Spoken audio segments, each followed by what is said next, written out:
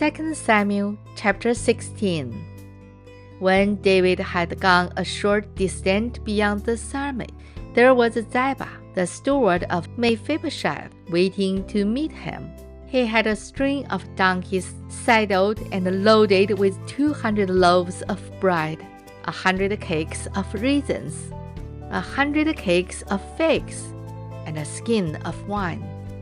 The king asked Ziba, "Why have you brought these?" Ziba answered, "The donkeys are for the king's household to ride on. The bread and the fruit are for the men to eat, and the wine is to refresh those who become exhausted in the desert." The king then asked, "Where is your master's grandson?"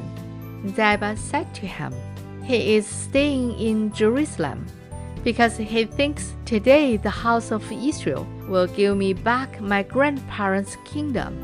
Then the king said to Ziba, "All that belongs to Mephibosheth is now yours." "I humbly bow," Ziba said. "May I find favor in your eyes, my lord the king." As King David approached Bahurim, a man from the same clan as Saul's family came out from there. His name was Shimei, son of Gera, and he cursed as he came out. He pelted David and all the king's officials with stones. All the troops and the special guard were on David's right and left. As he cursed, Shimei sighed, "Get out, you men of blood, you scoundrels! The Lord has repaid you for all the blood you shed in the household of Saul, in whose place you have reigned. The Lord has handed the kingdom over to your son Absalom.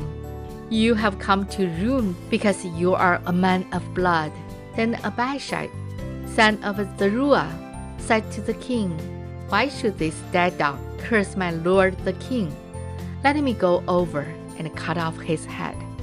But the king said, "What do you and I have in common, you sons of Zeruiah? If he is cursing because the Lord said to him, 'Curse David,' who can ask, 'Why do you do this?'" David then said to Abishai and all his officials, "My son, who is of my own flesh, is trying to take my life. How much more then this Benjamite? Leave him alone. Let him curse, for the Lord has told him to. It may be that the Lord will see my distress and repay me with good for the cursing I am receiving today." So David and his men continued along the road, while Shimei was going along the hillside opposite him, cursing as he went, and throwing stones at him and showering him with dirt.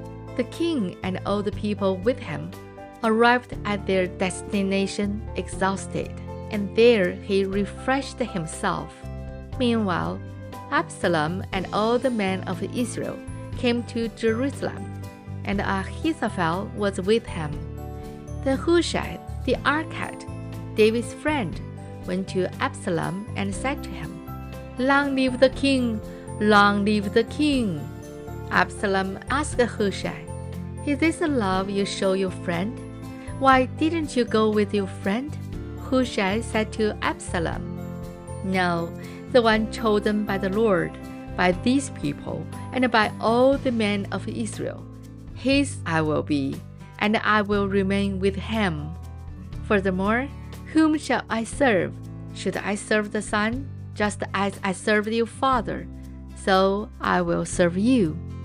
Absalom said to Ahithophel, "Give us your advice. What should we do?"